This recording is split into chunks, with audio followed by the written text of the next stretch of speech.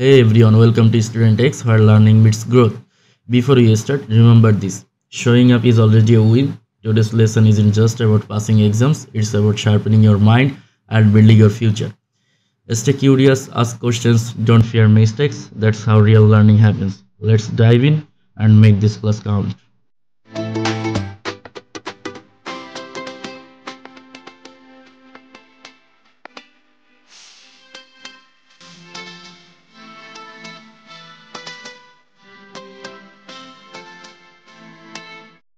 তাহলে চলো আমাদের ক্লাস শুরু করা যাক। আমরা আজকে পদার্থবিজ্ঞান দ্বিতীয় পত্রের প্রথম চ্যাপ্টার তাপগতিবিদ্যা সম্পর্কে আলোচনা করব। তাপগতিবিদ্যার এই চ্যাপ্টারটিকে ইংরেজিতে বলা হয় থার্মোডায়নামিক্স এবং এটি খুবই গুরুত্বপূর্ণ একটি চ্যাপ্টার বোথ এইচএসসি এবং অ্যাডমিশনের জন্য। দুইটা ক্ষেত্রেই এই চ্যাপ্টারটি খুবই গুরুত্বপূর্ণ। তো তোমাদের যাদের তাপগতিবিদ্যা বা থার্মোডায়নামিক্সে সমস্যা আছে তারা অবশ্যই এই ক্লাসটি ফলো করবা, তাহলে তোমাদের সকল সমস্যা দূর হয়ে যাবে আশা করি। এবং আমি বেসিক প্লাস অ্যাডভান্স দুটাই কভার করার ট্রাই করব। তাহলে আমরা প্রথমে যে ধারণাটা যেটা দিয়ে শুরু করতে চাই সেটা হচ্ছে থার্মোডায়নামিক্স বা তাপগতিবিদ্যার ধারণা। থার্মোডায়নামিক্স বা তাপগতিবিদ্যা শিখতে হলে আমাদের প্রথমে কিছু রাশি সম্পর্কে জানতে হবে, যেমন হচ্ছে তাপমাত্রা, উষ্ণতামিতিক ধর্ম, উষ্ণতামিতিক পদার্থ। তাপমাত্রার পরিমাপ বা তাপমাত্রা বা টেম্পারেচার, এই যে রাশিটা, তোমরা বলো তো টেম্পারেচার কাকে বলে? What is the difference between temperature and heat? Temperature এবং হিটের মধ্যে ডিফারেন্সটা আসলে কি? Heat is a energy. Heat কি? এনার্জি। টেম্পারেচার কি? টেম্পারেচার হচ্ছে measure of energy, measure of heat energy. অর্থাৎ টেম্পারেচার হচ্ছে তাপশক্তি পরিমাপের একক। টেম্পারেচার হচ্ছে তাপশক্তি পরিমাপের একক। একটা গ্লাসে পানি আছে, আমি যদি তাকে হিট দিই তাহলে সেখানে কি হবে? হিট ট্রান্সফার হবে, ওয়াটারটা হিট অ্যাবজর্ব করবে। একটা সার্টেন অ্যামাউন্ট অফ হিটের কারণে একটা certain amount of heat water absorb করবে। আমরা জানি পানির আপেক্ষিক তাপ হচ্ছে 4200 জুল পার মোল পার কেজি, জুল পার মোল পার কেলভিন। তাহলে এই পানির মধ্যে ধরো 4200 জুল এনার্জি স্টোর আছে। এর অর্থ হচ্ছে এই পানি 4200 জুল তাপ গ্রহণ করছে, তার জন্য তার পরিমাপের জন্য আমরা কি দেখব? একটা সার্টেন টেম্পারেচার রেজ করছে। টেম্পারেচারকে আমরা মেজার করি degree centigrade, Fahrenheit, degree Fahrenheit and Kelvin, বিভিন্ন ইউনিটে। সব থেকে বেশি ব্যবহার করে থাকি আমরা কেলভিন ইউনিটটিকে, এটাকে এসআই ইউনিট বলা হয়। ফারেনহাইট বডি টেম্পারেচার মেজার করার জন্য ব্যবহার করা হয় এবং ডিগ্রি সেন্টিগ্রেড অ্যাজ ইউজুয়াল আমরা ব্যবহার করে থাকি। নেক্সট আমাদের জানতে হবে থার্মোমেট্রিক প্রপার্টি, অর্থাৎ উষ্ণতামিতিক ধর্ম। থার্মোমেট্রিক প্রপার্টি বা উষ্ণতামিতিক ধর্মটা আসলে কি? তোমরা একটা জিনিস লক্ষ্য করো, কিছু কিছু অবজেক্ট আছে বা কিছু কিছু ম্যাটেরিয়ালস আছে যাদের তাপমাত্রা পরিবর্তন করলে এদের কিছু না কিছু একটা বৈশিষ্ট্য খুব রেগুলার বেসিসে পরিবর্তন হয়। টেম্পারেচার চেঞ্জ করার সাথে সাথে এদের কিছু ক্যারেক্টারিস্টিক্স খুব রেগুলার বেসিসে পরিবর্তন হয়। উদাহরণ যদি দেওয়া হয় তাহলে আমরা বলতে পারি যে পারদের আয়তন, অর্থাৎ পারদকে যদি হিট দেওয়া হয় তাহলে তার আয়তনটা প্রসারিত বা সংকুচিত হয়। আয়তনটা প্রসারিত হচ্ছে, আবার হিট কমিয়ে নিয়ে আসলে আয়তন সংকুচিত হচ্ছে। এই যে পারদের আয়তন প্রসারণ, এটা টেম্পারেচারের পরিবর্তনে অর্থাৎ তাপমাত্রার পরিবর্তনে খুব নিয়মিতভাবে পরিবর্তিত হয়। নিয়মিতভাবে পরিবর্তিত হয় কথাটা বলতে কি বোঝায়?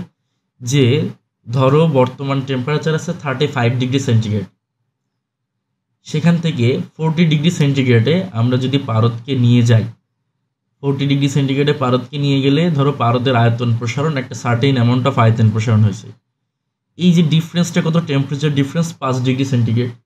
যে কোনো স্টেটে ধরো 95 ডিগ্রি সেন্টিগ্রেড থেকে 100 ডিগ্রি সেন্টিগ্রেড, এখানে যদি আমরা এখানেও যদি ডিফারেন্স 5 ডিগ্রি সেন্টিগ্রেড থাকে তাহলে পারদের যে আয়তন প্রসারণটা সেটা একই হবে, অর্থাৎ খুব নিয়মিতভাবে পরিবর্তিত হবে। এবং এই পরিবর্তনটা লক্ষ্য করে আমরা খুব সহজে কি করতে পারি, তাপমাত্রা নির্ণয় করতে পারি। তাহলে উষ্ণতামিতিক ধর্ম বা থার্মোমেট্রিক প্রপার্টি যে ডেফিনেশন সেটা আমরা কি বলতে পারি, পদার্থের যেসব ধর্ম কাজে লাগিয়ে তাপমাত্রা পরিমাপ করা হয় তাকে ওই পদার্থের ধর্মগুলোকে উষ্ণতামিতিক ধর্ম বলে। তো এর থেকেও এই ডেফিনেশনটা আমার কাছে অতটা পছন্দ হয়নি। এই ডেফিনেশনটা আমরা এভাবে বলতে পারি যে পদার্থের যে ধর্ম কাজে লাগিয়ে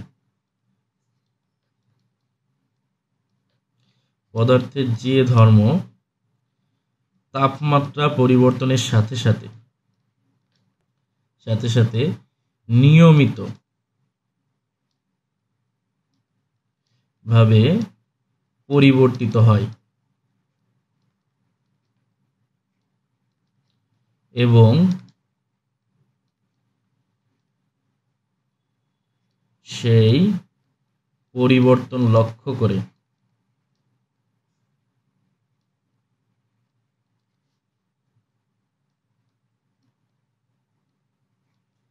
খুব সহজে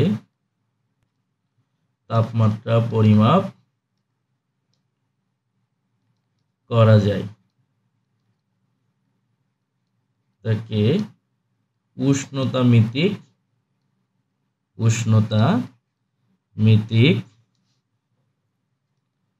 ধর্ম বলা হয়, উষ্ণতামিতিক বা থার্মোমেট্রিক প্রপার্টিজ বলা হয়। অর্থাৎ পদার্থের যে ধর্ম তাপমাত্রা পরিবর্তনের সাথে সাথে নিয়মিতভাবে পরিবর্তিত হয় এবং সেই পরিবর্তন লক্ষ্য করে খুব সহজে তাপমাত্রা পরিমাপ করা যায়, তাকে উষ্ণতামিতিক ধর্ম বলা হয়। উষ্ণতামিতিক ধর্ম হতে পারে সরু কাচের নলের মধ্যে তরল পারদের স্তম্ভের দৈর্ঘ্য, স্থির আয়তনে গ্যাসের চাপ বা স্থির চাপে গ্যাসের আয়তন, পরিবাহী বা অর্ধপরিবাহী তড়িৎ রোধ ইত্যাদি উষ্ণতামিতিক ধর্মের উদাহরণ। তাহলে উষ্ণতামিতিক ধর্ম যদি আমরা বুঝতে পারি তাহলে উষ্ণতামিতিক পদার্থ কারা হবে বা উষ্ণতামিতিক বা থার্মোমেট্রিক সাবস্টেন্স কারা হবে, যে সকল পদার্থের উষ্ণতামিতিক ধর্ম আছে তারাই হবে উষ্ণতামিতিক পদার্থ অর্থাৎ থার্মোমেট্রিক সাবস্টেন্স। যেমন পারদ থার্মোমিটার তৈরি করা হয় পারদ দিয়ে, তাহলে এখানে উষ্ণতামিতিক পদার্থ হবে পারদ এবং উষ্ণতামিতিক ধর্ম হবে পারদের আয়তন প্রসারণ। নেক্সট আমরা থার্মাল ইকুইলিব্রিয়াম বা তাপীয় সমতা সম্পর্কে জানব। থার্মাল ইকুইলিব্রিয়াম বা তাপীয় সমতা কি, ভিন্ন তাপমাত্রার দুটি বস্তু পরস্পর তাপীয় সংস্পর্শে আসার পর যখন সমতাপমাত্রায় উপনীত হয় তখন ওই অবস্থাকে সমতা বা সাম্য অবস্থা বলে। অর্থাৎ ভিন্ন তাপমাত্রার দুটি বস্তু পরস্পর তাপীয় সংস্পর্শে এলে, দুইটি ভিন্ন তাপমাত্রার বস্তু T1 এবং T2 এদেরকে পরস্পর তাপীয় সংস্পর্শে আনলে এদের টেম্পারেচার একটা নির্দিষ্ট টেম্পারেচারে উন্নীত হবে, কারোটা বাড়বে কারোটা কম হবে। এবং এই যে নির্দিষ্ট টেম্পারেচার উন্নীত হলো দুটি বস্তুরই একই তাপমাত্রা, এই অবস্থাকে বলা হয় তাপীয় সমতা বা সাম্য অবস্থা। এই তাপীয় সাম্য অবস্থার উপর নির্ভর করে আমরা তাপগতিবিদ্যার একটি সূত্র সম্পর্কে জানব, যেটা বলা হয় জিরোথ ল অফ থার্মোডায়নামিক্স অর্থাৎ তাপগতিবিদ্যার শূন্যতম সূত্র। তাপগতিবিদ্যার শূন্যতম সূত্রে বলা হয়েছে দুটি বস্তু এ ও বি যদি তৃতীয় কোনো বস্তুর সাথে তাপীয় সাম্য অবস্থায় থাকে তাহলে প্রথম বস্তু দুটিও একে অপরের সাথে তাপীয় সাম্য অবস্থায় থাকবে। এখানে চিত্রে লক্ষ্য করলে তোমরা দেখতে পারবা এ ও বি এর মধ্যে এ এবং বি এর মধ্যে সরাসরি কোনো সংযোগ নেই। এ এর সাথে সি এর একটি সংযোগ আছে, সি এর সাথে বি এর একটি সংযোগ আছে, কিন্তু এ ও বি এর মধ্যে সরাসরি কোনো সংযোগ নেই। তাহলে এ সি এর সাথে সাম্য অবস্থায় আছে এবং বি সি এর সাথে সাম্য অবস্থায় থাকলে ই ও বি পরস্পর সাম্য অবস্থায় থাকবে। এটাই হচ্ছে তাপগতিবিদ্যার শূন্যতম সূত্র। এই সূত্রটি ফাউলার দিয়েছে, তাই একে ফাউলারের সূত্র বলা হয়। তাপমাত্রার ধারণা আমরা অলরেডি পেয়েছি, কনসেপ্ট অফ টেম্পারেচার। কোনো বস্তু ঠান্ডা না গরম তা স্পর্শ করে সরাসরি বোঝা যায় না, তবে অনুভব করা যায় বিশেষ এক শক্তির কারণেই ঠান্ডা বা গরমের অনুভূতি হয়। এই বিশেষ শক্তিকে বলা হয় তাপ, এবং এই বিশেষ শক্তি পরিমাপের যে একক তাকেই বলা হয় তাপমাত্রা। যে তাপমাত্রায় বিশুদ্ধ বরফ পানির সাথে সাম্যাবস্থায় থাকতে পারে, অর্থাৎ প্রমাণ চাপে যে তাপমাত্রায় বিশুদ্ধ বরফ গলতে শুরু করে তাকে নিম্ন স্থির বিন্দু বা বরফ বিন্দু বা আইস পয়েন্ট বলা হয়, বা গলনাঙ্কও বলা হয়, যেটা হচ্ছে 0 ডিগ্রি সেন্টিগ্রেড বা 273 কেলভিন। ঊর্ধ্ব স্থির বিন্দু বা আপার ফিক্স পয়েন্ট হবে যে তাপমাত্রায় বিশুদ্ধ পানি জলীয় বাষ্পের সাথে সাম্যাবস্থায় থাকতে পারে। বিশুদ্ধ পানি কিসের সাথে? জলীয় বাষ্পের সাথে সাম্যাবস্থায় থাকতে পারে, বা প্রমাণ চাপে যে তাপমাত্রায় বিশুদ্ধ পানি জলীয় বাষ্পে পরিণত হতে শুরু করে তাকে ঊর্ধ্ব স্থির বিন্দু বা স্টিম পয়েন্ট বলা হয়, বা একে বয়েলিং পয়েন্টও বলা হয়, যার মান হবে 100 ডিগ্রি সেন্টিগ্রেড বা 373 কেলভিন। ঊর্ধ্ব স্থির বিন্দু ও নিম্ন স্থির বিন্দুর মধ্যবর্তী তাপমাত্রার ব্যবধানকে মৌলিক ব্যবধান বলে। খুবই গুরুত্বপূর্ণ একটি কথা। ঊর্ধ্ব স্থির বিন্দু এবং নিম্ন স্থির বিন্দুর মধ্যবর্তী তাপমাত্রার যে ব্যবধান তাকে কি বলে? মৌলিক ব্যবধান। দুটি স্থির বিন্দু, এই যে আমরা দুটি স্থির বিন্দু সম্পর্কে জানলাম, নিম্ন স্থির বিন্দু এবং ঊর্ধ্ব স্থির বিন্দু, এই দুই স্থির বিন্দুকে ব্যবহার করে তাপমাত্রার স্কেল নির্ধারণ করা যায়, যেটাকে বলে temperature scale based on 2 fix point. অর্থাৎ দুটি স্থির বিন্দুর উপর নির্ভর করে টেম্পারেচারের যে স্কেল তৈরি করা হয়, সেই স্কেলটি আমাদের যে খুব সহজ একটি ফর্মুলা তোমরা সকলেই জানো, কি হবে? সেটা is equal two x theta minus x ice by x steam minus x ice. এটা is equal to x theta minus x ice by x steam minus x ice. এটা সেন্টিগ্রেডে হলে এটা হবে ইনটু 100 ডিগ্রি সেন্টিগ্রেড। তাহলে এখানে x theta x ice x steam x ice এই যে রাশিগুলো আছে, এই রাশিটা কি? x theta এটা হচ্ছে থিটা ডিগ্রি সেন্টিগ্রেড টেম্পারেচারে ওই অবজেক্টের ওই ম্যাটেরিয়ালসের থার্মোমেট্রিক প্রপার্টি, x ice হচ্ছে ওই ম্যাটেরিয়ালসের আইস পয়েন্টে থার্মোমেট্রিক প্রপার্টিস, x সিস্টেম হচ্ছে বয়েলিং পয়েন্টে থার্মোমেট্রিক প্রপার্টিস। যেহেতু এটা তাপমাত্রা দুটি ফিক্স পয়েন্টকে ব্যবহার করে তৈরি করা হয়েছে, তাই একে বলে temperature scale based on 2 fix point.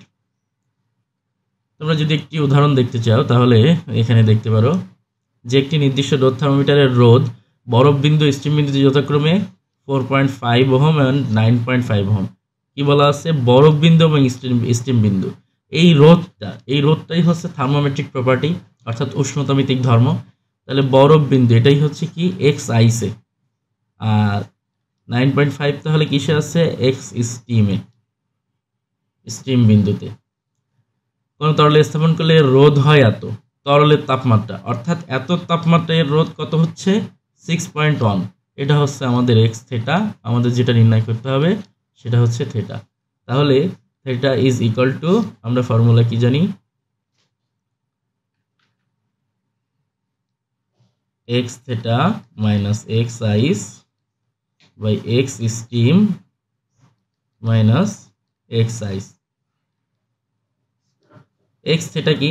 এখানে এক্স থেটার ভ্যালু দেওয়া আছে 6.1 মাইনাস এক্স আইস দেওয়া আছে 4.5 অ্যান্ড এক্স স্টিম দেওয়া আছে 9.5 মাইনাস এক্স আইস দেওয়া আছে 4.5 ইন্টু কত?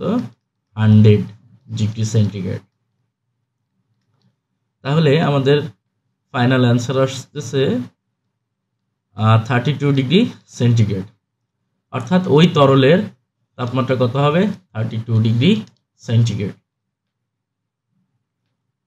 তোমাদের সকলের জন্য এই টাস্কটি থাকবে, তোমরা এটা এখনই করো, খাতা নাও এবং অঙ্কটি করতে বসো। কোনো নির্দিষ্ট রোদ থার্মোমিটারের রোদে বরফ বিন্দু স্টিম বিন্দু যথাক্রমে এত দেওয়া আছে, যে তাপমাত্রায় রোদ 4.83 ওহম হবে তার মান নির্ণয় করো। অ্যান্সারটি হবে 387.67 ডিগ্রি সেন্টিগ্রেড। সকলে অ্যান্সার বের করে উত্তরটি মিলিয়ে নাও। নেক্সট আমরা সেম ফর্মুলাটি যদি ফারেনহাইট স্কেলে বের করতে চাই তাহলে ফর্মুলার কোনো পরিবর্তন আসবে না, শুধু আমরা জানি যে সেন্টিগ্রেড এবং ফারেনহাইট স্কেলে কনভার্সনটা যেরকম হবে অ্যাজ ইউজুয়াল সেরকম। সেন্টিগ্রেড, ফারেনহাইট এবং কেলভিন স্কেল রিলেশনটা আমরা যেটা জানি সেটা কি ছিল? C/5 is equal to f minus 32/9 is equal to k minus 273/5। তাহলে অ্যাজ ইউজুয়াল সেম এখানে কি হবে, সেটা ইজ ইকুয়াল টু এত ইন্টু 180 প্লাস 32, অর্থাৎ এটার ইনিশিয়াল যে ফর্মুলাটা সেটা কীরকম ছিল, এরকম c/100 is equal to f minus 32/180 is equal to k minus 273/100। Celsius ও ফারেনহাইট স্কেলে যদি আমরা কম্পারিজন করি তাহলে আমরা দেখতে পাচ্ছি 1 ডিগ্রি সেন্টিগ্রেডের পরিবর্তন সেটা কিসের সমান, 9/5 ডিগ্রি ফারেনহাইটের পরিবর্তনের সমান। কেলভিন বা কেলভিনের পরম তাপগতীয় স্কেল, কেলভিন স্কেল যদি আমরা দেখি তাহলে কেলভিন স্কেল হচ্ছে 0 ডিগ্রি সেন্টিগ্রেডে, আমরা এই কার্ভটা যদি লক্ষ্য করি তাহলে দেখতে পাচ্ছি 0 ডিগ্রি সেন্টিগ্রেডে একটি বস্তুর একটা নির্দিষ্ট আয়তন আছে এবং এই কার্ভটিকে যদি পিছনের দিকে বর্ধিত করা হয় তাহলে কোনো একটা সার্টেন পয়েন্টে এই তরলটির আয়তন বা এই বস্তুটির আয়তন কি হচ্ছে, শূন্য হয়ে যাচ্ছে। এই পয়েন্টটিকে 0 ধরে যে স্কেল তৈরি করা হয় তাকে বলা হয় কেলভিন স্কেল এবং এই পয়েন্টের ভ্যালু আসে ডিগ্রি সেন্টিগ্রেডে -273.16 ডিগ্রি কেলভিন। তাই আমরা বলতে পারি, আমরা সাধারণত জানি যে সেলসিয়াস সেন্টিগ্রেড এবং কেলভিন স্কেলের মধ্যে টেম্পারেচার ডিফারেন্স হচ্ছে 273.16। এটা এখান থেকেই এসেছে। পানির ত্রৈধবিন্দু বলতে কি বোঝায়? ত্রৈধবিন্দু বলতে বোঝায় যে তাপমাত্রায় একই সাথে 3টি অবস্থায় বস্তুটি অবস্থান করতে পারে, পদার্থটি অবস্থান করতে পারে, ওই তাপমাত্রাটাকে বলা হয় ত্রৈধবিন্দু। পানির ত্রৈধবিন্দু বলতে বোঝায় যে তাপমাত্রায় বিশুদ্ধ পানি, বরফ, পানি ও জলীয় বাষ্প এই একই তাপীয় সাম্যে থাকে তাকে পানির ত্রৈধবিন্দু বলে এবং পানির ত্রৈধবিন্দুর ভ্যালু হচ্ছে 273.16 কেলভিন অর্থাৎ 0 ডিগ্রি সেন্টিগ্রেড। কেলভিনের সংজ্ঞা আমরা ত্রৈধবিন্দুর সাহায্যেও দিতে পারি। পানির ত্রৈধবিন্দুর 273.16 ভাগের 1 ভাগকে 1 কেলভিন বলা হয়। আমরা এর আগে 2টা ফিক্সড পয়েন্ট ব্যবহার করে তাপমাত্রার স্কেল নির্ধারণ দেখেছি। এবার আমরা দেখব temperature scale based on 1 fixed point, অর্থাৎ একটি স্থির বিন্দু ব্যবহার করে তাপমাত্রার স্কেল নির্ধারণ। সেই স্থির বিন্দুটি কি? ত্রৈধবিন্দু। তাহলে আমাদের তাপমাত্রার যে স্কেল সেটা হবে T is equal two x/xtr into ttr। এখানে tr দ্বারা ট্রিপল পয়েন্ট অর্থাৎ ত্রৈধবিন্দু বোঝাচ্ছে। তাহলে T is equal two x/xtr into ttr। ফর্মুলাটি কি বলছে? x হচ্ছে T টেম্পারেচারে আমাদের যে থার্মোমেট্রিক প্রপার্টিজ অর্থাৎ উষ্ণতামিতিক যে ধর্ম, T তাপমাত্রায় যে উষ্ণতামিতিক ধর্ম সেটা হচ্ছে x এবং ত্রৈধবিন্দুতে যে উষ্ণতামিতিক ধর্ম সেটা হচ্ছে xtr। তাহলে আমাদের এই দুইটা ভ্যালু জানা থাকলে আমরা খুব সহজে কি নির্ণয় করতে পারতেছি, এই যে তাপমাত্রা, এই যে আমাদের উষ্ণতামিতিক ধর্ম, এই ধর্মটা কোন তাপমাত্রায় হবে, অর্থাৎ খুব সহজে তাপমাত্রা নির্ণয় আমরা করতে পারছি। এবং এখানে আমরা কয়টা ফিক্সড পয়েন্ট ব্যবহার করেছি? শুধুমাত্র একটা, ত্রৈধবিন্দু। তাই একে বলা হয় temperature scale based on fixed point.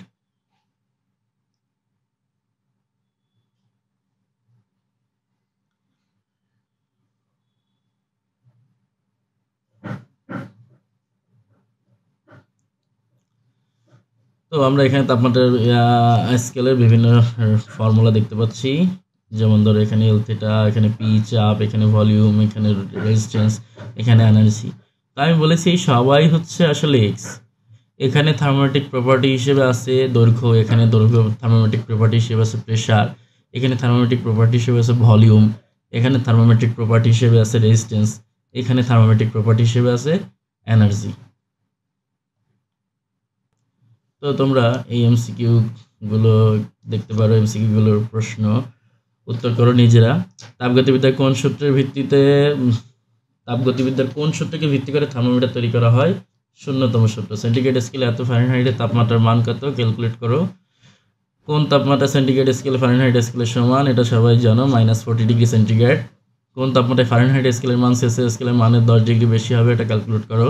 একটি স্থির আয়তনে হাইড্রোজেন থার্মোমিটারকে তরল, বায়ু, বরফ ও বাষ্পে স্থাপন করলে যথাক্রমে এত এত এত পারদচাপ নির্দেশ করে তরল বায়ুর তাপমাত্রা কত? কিভাবে করবে? প্রশ্নে কি বলছে? একটি স্থির আয়তনে হাইড্রোজেন থার্মোমিটারকে তরল, বায়ু, বরফ ও বাষ্পে স্থাপন করলে যথাক্রমে এত এত এত পারদচাপ নির্দেশ করে তরল বায়ুর তাপমাত্রা কত? তাহলে বরফ ও বাষ্পে স্থাপন করলে এত এত এবং এত পারদচাপ নির্দেশ করে। প্রথমে কোথায় রাখা হচ্ছে? হাইড্রোজেন থার্মোমিটারকে তরল বায়ুতে, বরফ ও বাষ্পে। তাহলে আমাদের বরফ বিন্দু কোনটা? এটা। বাষ্প বিন্দু কোনটা? এটা। এটা হচ্ছে তোমার আইস পয়েন্ট, এটা হচ্ছে তোমার স্টিম পয়েন্ট, এটা হচ্ছে তোমার এক্স থেটা। তাহলে X theta, X ice, X steam দেওয়া আছে, ফর্মুলায় বসিয়ে দাও, খুব সহজেই আনসার পেয়ে যাবে। একজন রোগীর দেহের তাপমাত্রা একটি ত্রুটিপূর্ণ থার্মোমিটার সাহায্যে মেপে 45 ডিগ্রি সেন্টিগ্রেড পাওয়া গেল। যদি এই থার্মোমিটারের বরফ বিন্দু এবং বাষ্পবিন্দু যথাক্রমে এত এত পাওয়া যায়, তাহলে রোগীর দেহের প্রকৃত তাপমাত্রা ফারেনহাইট স্কেলে বের করো। তাহলে কি হবে? একজন রোগীর দেহের তাপমাত্রা একটি ত্রুটিপূর্ণ থার্মোমিটার সাহায্যে মেপে কত পাওয়া গেছে? 45 ডিগ্রি। যদি এই থার্মোমিটারের বরফ বিন্দু বাষ্পবিন্দু যথাক্রমে 3 ডিগ্রি ও 170 ডিগ্রি পাওয়া যায়, তাহলে রোগীর দেহের প্রকৃত তাপমাত্রা ফারেনহাইট স্কেলে বের করো। তাহলে রোগীর দেহের প্রকৃত মাত্রা, তাহলে যেহেতু ত্রুটিপূর্ণ থার্মোমিটার, তাহলে তার এক্স আইস পয়েন্ট কত আছে? 3 ডিগ্রি, এক্স স্টিম পয়েন্ট কত আছে? 170 ডিগ্রি এবং এক্স থেটা কত আছে? 45 ডিগ্রি। এই তিনটা টেম্পারেচার পাওয়া গেছে একজন রোগীর তাপমাত্রা ত্রুটিপূর্ণ থার্মোমিটারে। তো লাস্টের কোশ্চেনটিতে কি আছে? একজন রোগীর দেহের তাপমাত্রা একটি ত্রুটিপূর্ণ থার্মোমিটারের সাহায্যে মেপে 45 ডিগ্রি সেন্টিগ্রেড পাওয়া গেল। যদি এই থার্মোমিটারে বরফ বিন্দু এবং বাষ্পবিন্দু 3 ডিগ্রি সেন্টিগ্রেড, 170 ডিগ্রি সেন্টিগ্রেড পাওয়া যায়, তাহলে রোগীর দেহের প্রকৃত তাপমাত্রা ফারেনহাইট স্কেলে বের করো। তাহলে এখানে ত্রুটিপূর্ণ থার্মোমিটারে মেপে কত পাওয়া গেছে? 45 ডিগ্রি এবং আমাদের ice point 3 degree, steam point 170 degree. তাহলে আমাদের অ্যাকচুয়াল টেম্পারেচার কত আসবে? 45 minus 3 by 107 minus 3 into 100 degree centigrade. অথবা একবার কি চেয়েছে? এখানে ফারেনহাইট স্কেলে চেয়েছে, তাহলে আমরা এটাকে ফারেনহাইটে নিয়ে যেতে পারি 180 প্লাস 32। তো ক্যালকুলেট করো তোমরা, এটা ক্যালকুলেট করলে কত আসতেছে? 45 minus 3 divided by 107 minus 3 into 180 plus 32, তাহলে 104.69, 104.69। এটা কত নম্বর অপশনে আছে? বাস হয়ে গেল। খুব সহজেই আমরা ত্রুটিপূর্ণ থার্মোমিটার এবং ত্রুটিপূর্ণ থার্মোমিটারের এমসিকিউটি গুরুত্বপূর্ণ, অবশ্যই সবাই শিখে রাখবা। খুব সহজ, যে থার্মোমিটার মেপে যেটা পাওয়া গেল সেটাই হচ্ছে আমাদের সেই এক্স থেটা, আর এটা আইস পয়েন্ট, স্টিম পয়েন্ট দেওয়া আছে। আমরা যে স্কেলে চাবে সেই স্কেলে ফর্মুলা বসিয়ে দিলে খুব সহজে নির্ণয় করতে পারি। পরবর্তীতে এই বেসিক ম্যাথগুলো তোমরা দেখতে পারো, ত্রৈধবিন্দুর যে ম্যাথগুলো। 1 ফিক্স পয়েন্ট, একটি প্লাটিনাম রোধ থার্মোমিটার পানির ত্রৈধবিন্দুর রোধ, অর্থাৎ এটা কি দেওয়া আছে তোমার?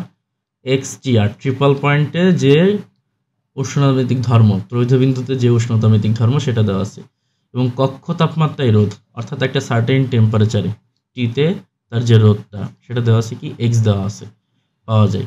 রোধ থার্মোমিটারের কক্ষের তাপমাত্রা অর্থাৎ এই টিটি বের করতে হবে। তাহলে আমরা ফর্মুলা কি জানি? T is equal to X by XTR into TTR. তাহলে এক্স এখানে কত আছে? এক্স আছে 7.5, এক্সটিআর দেওয়া আছে 6.7, এবং ত্রৈধবিন্দু কত? পানির ত্রৈধবিন্দু সেটা আমরা জানি 273.16। তাহলে আমাদের আলটিমেট রেজাল্ট 305.78 কেলভিন।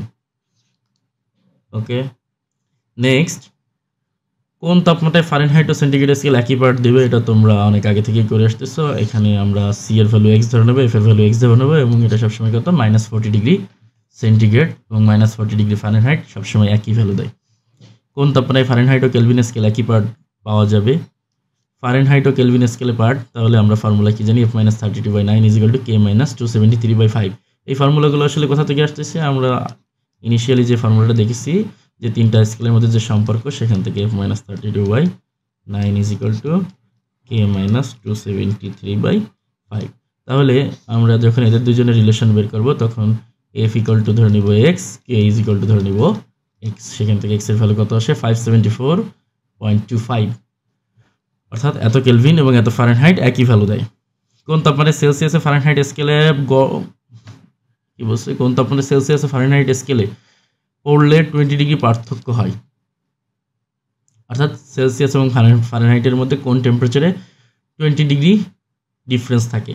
তাহলে আমরা সেলসিয়াসে যদি x পাই, তাহলে ফারেনহাইটে কত দেখাবে, x+20। এখন যখন পার্থক্য বলছে, তখন সেটা বেশি হতে পারে, কমও হতে পারে, অর্থাৎ সেলসিয়াস স্কেলে ভ্যালু যদি x হয়, তাহলে ফারেনহাইট স্কেলে ভ্যালু হবে x+-20।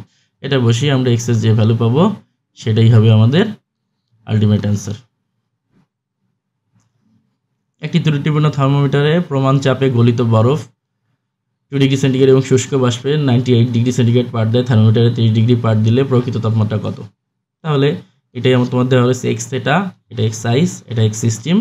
খুব সহজে বের করে নাও, এটা তোমরা করো, এখনই করে উত্তরটা দাও। উত্তরটা কত হবে, 29.16 ডিগ্রি সেন্টিগ্রেড। তো আজকের ক্লাসটা এই পর্যন্ত সমাপ্ত।